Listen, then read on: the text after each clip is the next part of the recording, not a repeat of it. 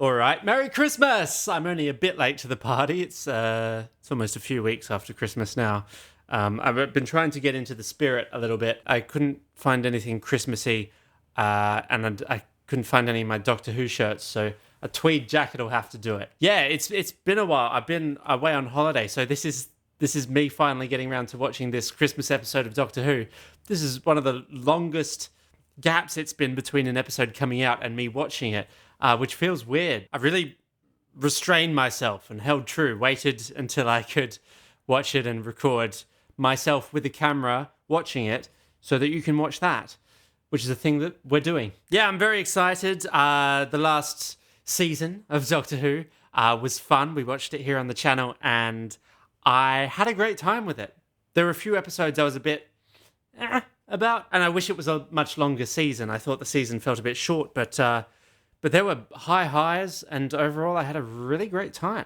So I'm excited for this Christmas special, which I know very little about. I think I saw one trailer for it a couple months ago, and then I've avoided everything since. I do just know that it's written by Moffat, who apparently is just going to stick around and keep writing one-off episodes. So that's brilliant. Boom was great. Loved Boom. That would be in my top 3 of season 1. So, yeah, where are we again? I haven't thought about this in a while.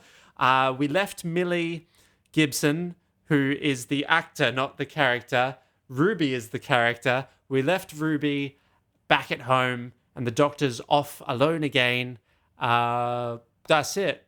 There was the mysterious Mrs. Flood, but we might not be seeing any of that because this is just a one-off, I'm assuming. Jonathan Groff is out there. I don't think we'll be seeing him either. But yeah, that's what's on the table. That's a bit of what's on the table, I suppose.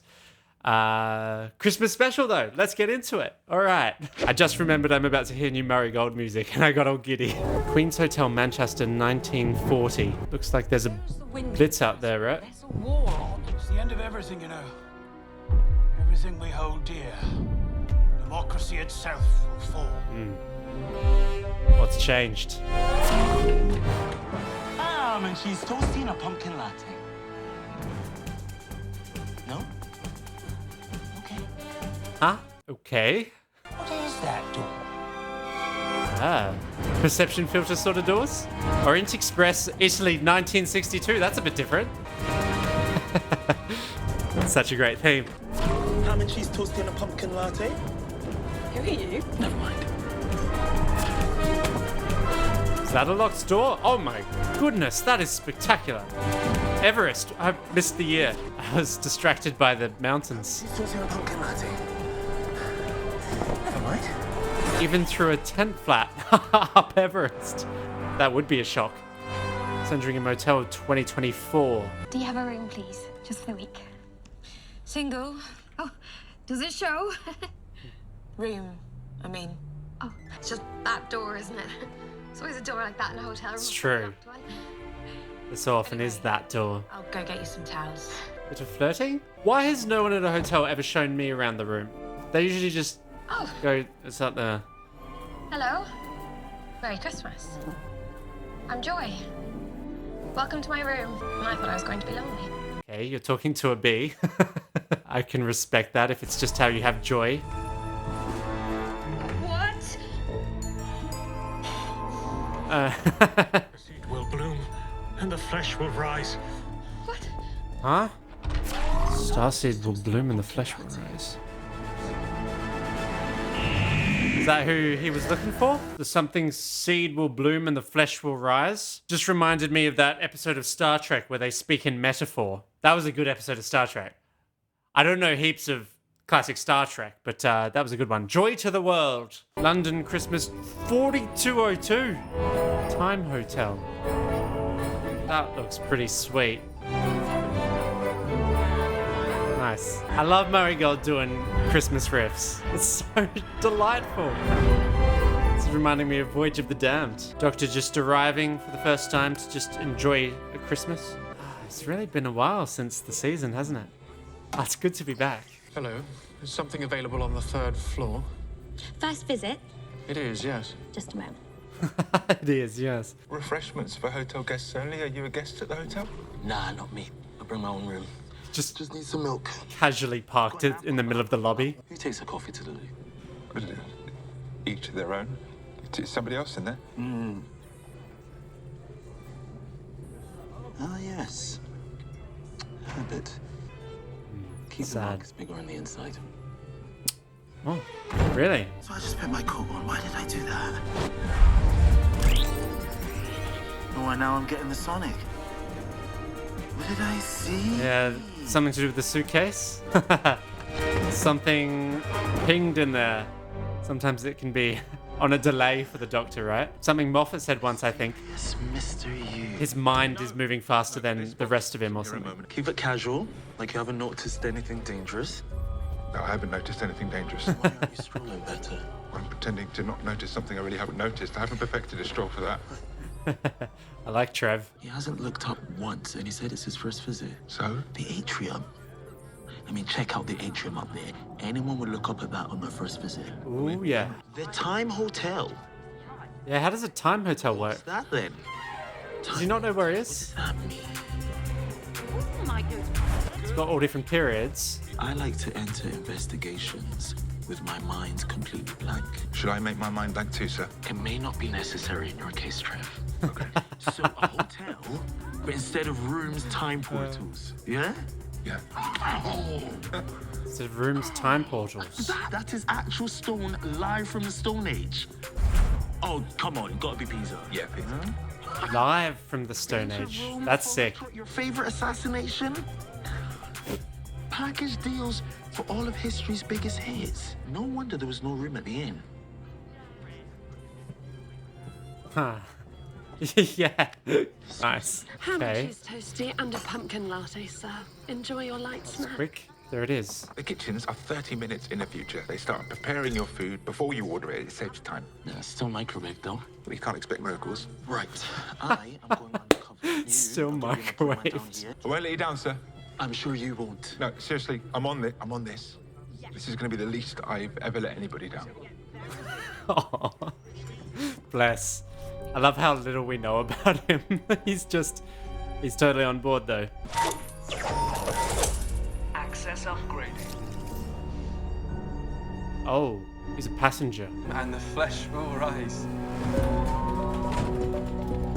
Moffat's love of repeated phrases already happening twice here between the ham and cheese toasty, etc., and the starseed will blue. Give me a hand in it. Oh, Trev! No! Trev, no! The starseed will bloom and the flesh will rise. Oh. That was too easy. Access upgraded. Access upgrading. Going up the chain. Oh, what? This isn't good, is it? Oh no. Oh, no. After you've been used, you're no longer useful. I was on a mission. This room is not available. While guests local to the time period are still in residence, the room is not available to the Time Hotel. Da-da-da-da-da-da. Old Doctor's theme. Ham and cheese toasty and a pumpkin latte? Ham and cheese toasty and a pumpkin latte. What's he looking for as he does this? I guess just something dramatic, which he stumbles upon. Sorry, sir. Can I just check you have priority access to all the time portals, haven't you? Yes, Trev, I'm the manager. Ah, that's who we saw at the start. Trev's kept his character, though. I guess... I know the first guy seemed... Trev is still himself. Oh, Doctor, oh, there you go. Right. And he's looking for the suitcase. The doctor is, the doctor's following the suitcase. So that's why he knows he's in the right place at the start, which we'll get to.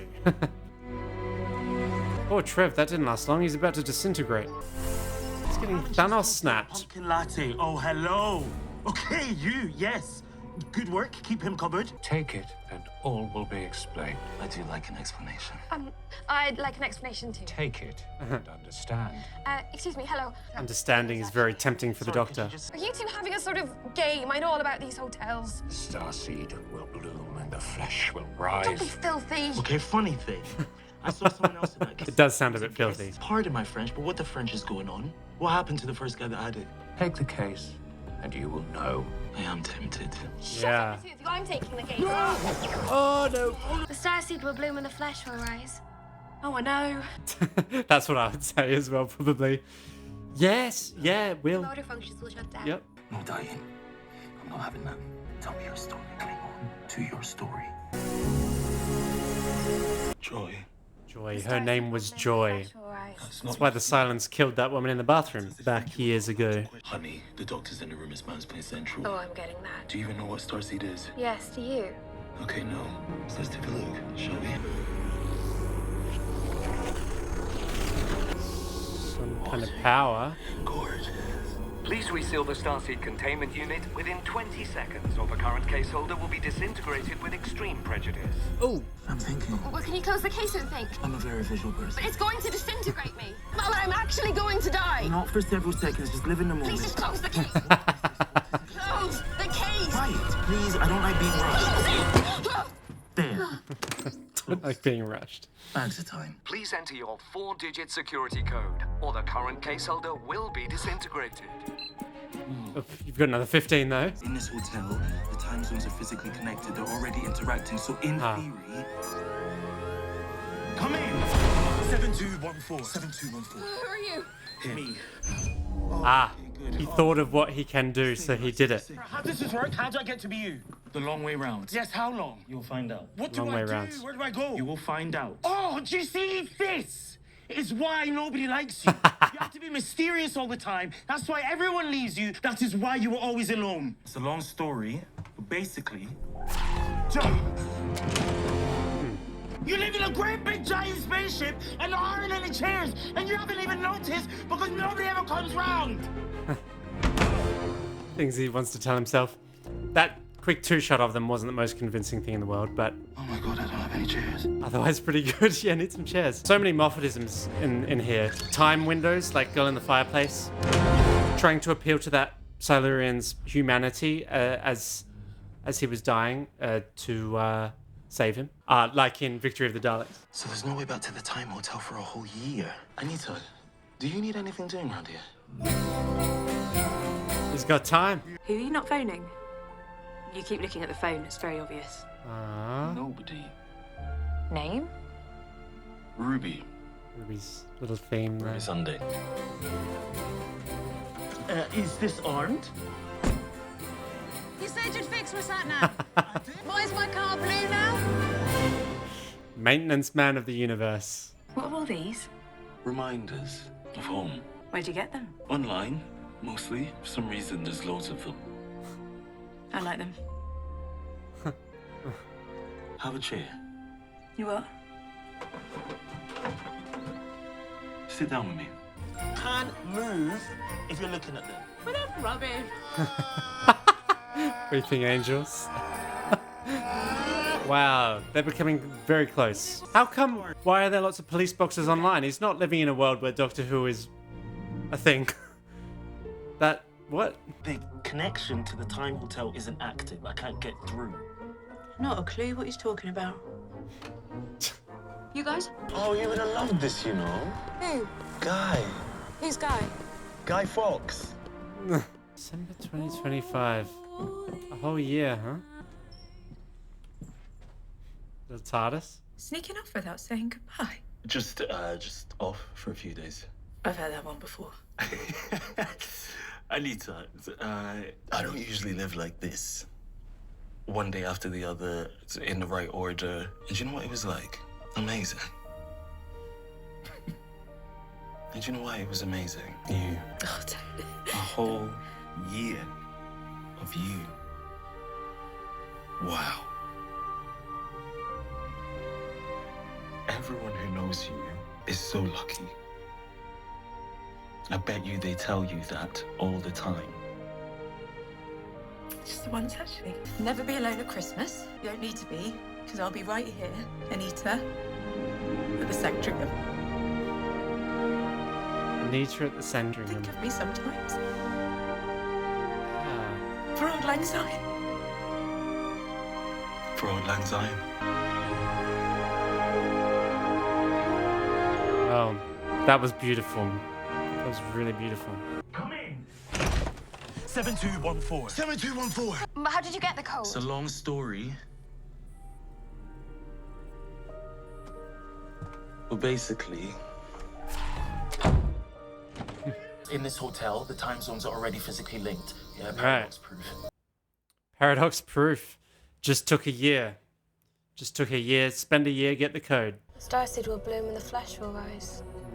Starseed needs time to bloom. A star will be born, yes, Big Bernie Bang, in theory. But no one's ever been able to test that theory because it would take too long. Pop your kids in one time zone, walk along the corridor to another time zone. Thousands of years later, you just microwave the star. Microwaved a star. What do they want a star for? I guess, well, it's a lot of power, isn't it? Do you know what you can tell about a person from the hotel room that they choose? Nothing. Everything. Eerie smile. Because your room is the worst, loneliest, saddest hotel room in the world. This is a different tactic. When your mother looked into your squishy little baby face and named you Joy, was it a joke, do you think? Was she having a laugh? Are you having a laugh? She's dead. She died in hospital. I couldn't even visit. I had to talk to her on an iPad. She died on Christmas Day. On Christmas Day! And I say goodbye on an iPad! Oh, it released the handcuffs. Mums, eh? Strong display of humanity. Even when they're gone, they never stop saving us. Vilengard.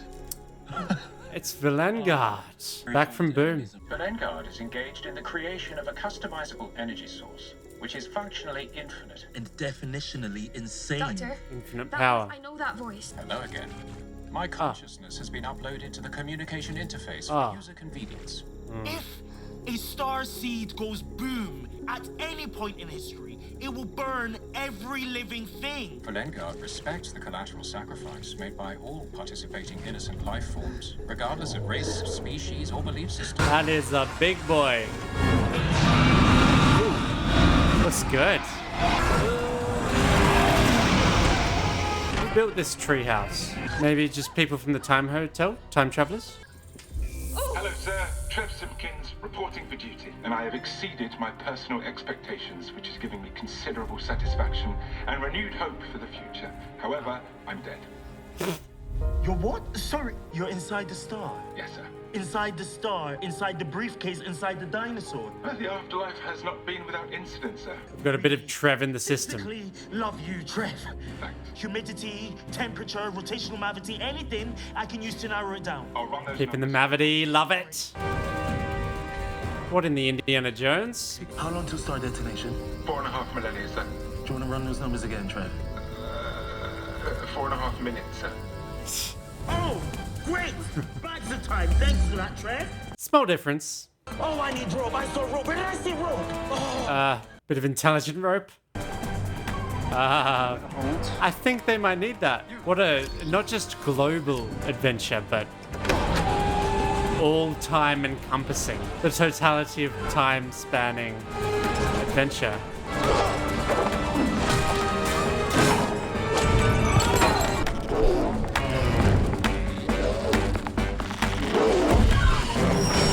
Sick. Alright. That boggles the mind, doesn't it? That string through that rope through all those places. Reminds me of the movie Caddo Lake from last year. If you like stuff like timey-wimey Doctor Who, Caddo Lake is great. Don't read about it, just watch it.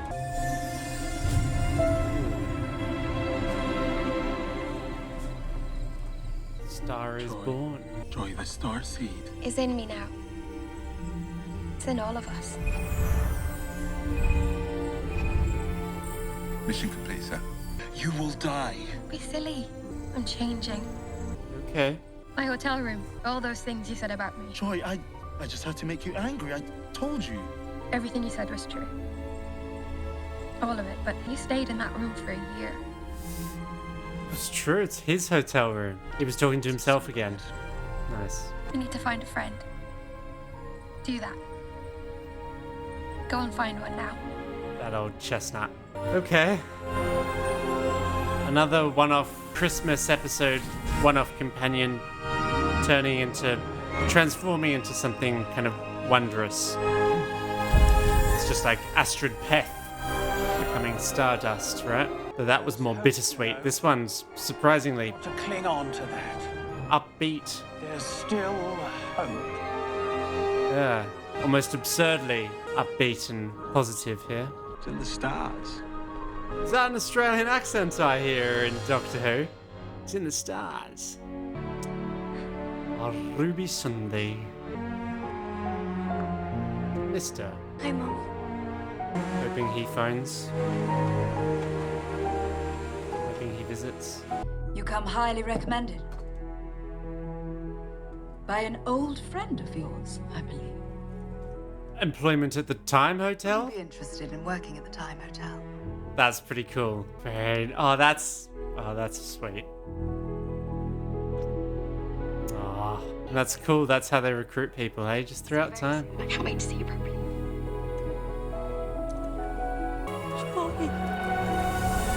She becomes part of it too, from dust to dust. We're all made of stardust, right?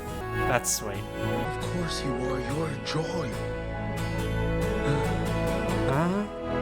Nice shot. Wow.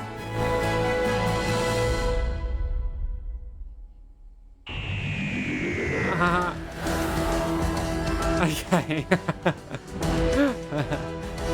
Joy to the world. That was Bethlehem. Alright.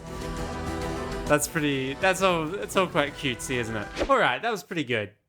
I had a nice time with that. It felt very brisk and just upbeat and light.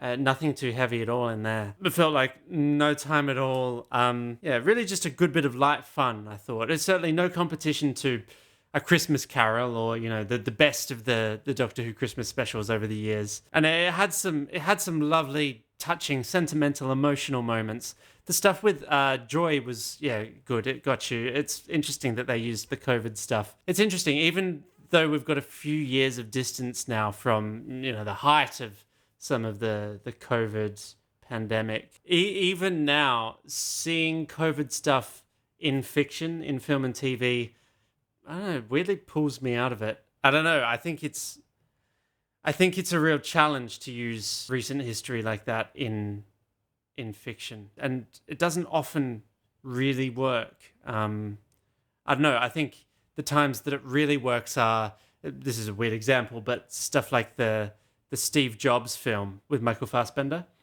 I love that movie, and that was, you know, when that came out, Steve Jobs was very recent history, but that was Aaron Sorkin writing, right? That really worked. I feel like stories about people from recent history, I think, can really work, and even people who are still alive, of course. But stories of events just like the COVID pandemic just rammed into a story that could have kind of been about anything. I don't know, yeah, it pulls me out slightly, but only slightly. I'm not really being critical of it. It was fine. But the stuff with Anita actually hit me much harder in this episode. I found much more emotional, really. This year that the Doctor spent, you know, slowing down, taking the slow path, what he almost did at the end of The Girl in the Fireplace, what he had to do in The Power of Three, what he did with River Song when they settled down. Slowed down, lived a life one day at a time,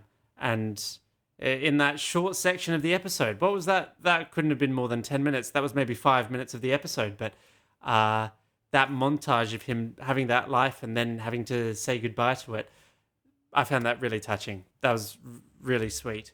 But again, like, no part of this episode hit me quite as deeply and emotionally as every rewatch of something like The Doctor, the Widow, and the Wardrobe. Like, that's a silly episode of Doctor Who, but the end of that, oof, emotional wallop gets me. He didn't call Ruby Sunday. I thought that's what we were building to. That didn't even happen. That's a bit sad.